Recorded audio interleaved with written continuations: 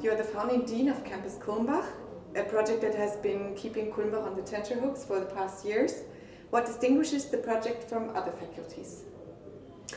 Well, I guess the first thing that I'd like to emphasize is that we're organizing this faculty around questions or challenges and not along disciplines.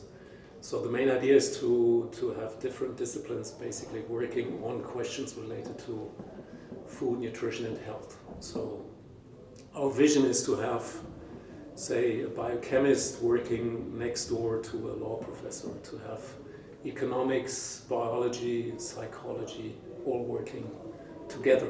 I mean, this is not entirely unique, but when you look around in Germany, I mean, it's unusual to organize a faculty in that way. I mean, the second aspect I'd like to mention is that we have the opportunity here to build a new campus in the center of a city, and that's also unusual, I'd say. So these two things are maybe the most important ones. It doesn't happen that often to build a campus from scratch, right?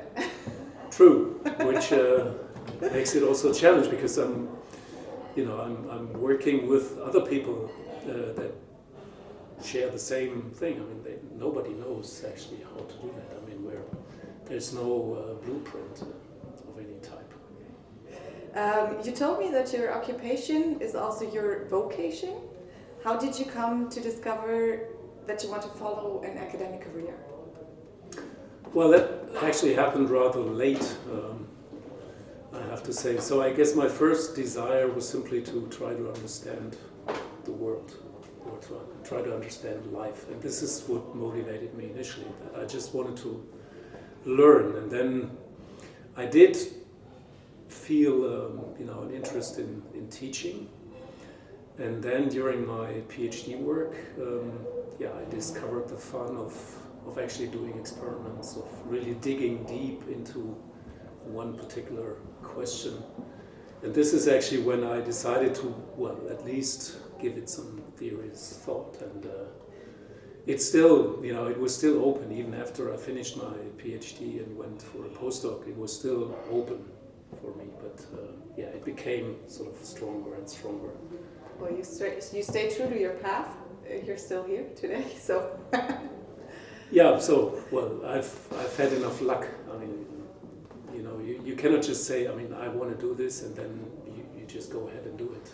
There's a lot of things involved that you cannot really influence, and you need also a piece of luck. Otherwise, an academic career is really very, very difficult to pursue. And to plan, I imagine. Yeah. You accompany many a student on their way into professional life.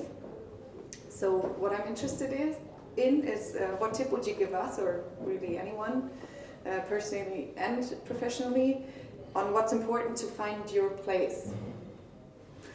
Yeah, well, that's a tough one, obviously. But let me say one thing. So I have the feeling that, and I'm observing this also in my own kids, that there is a tendency now to look to find the one perfect path that makes you happy and fulfills all your dreams. And I would say there are actually many ways, many possible paths that you can take. And what is really important then is to commit. I mean, once you've discovered something that might be it, to really commit to it. This is something that I'm observing more and more, that people do not get really to the point where it becomes really interesting and fascinating.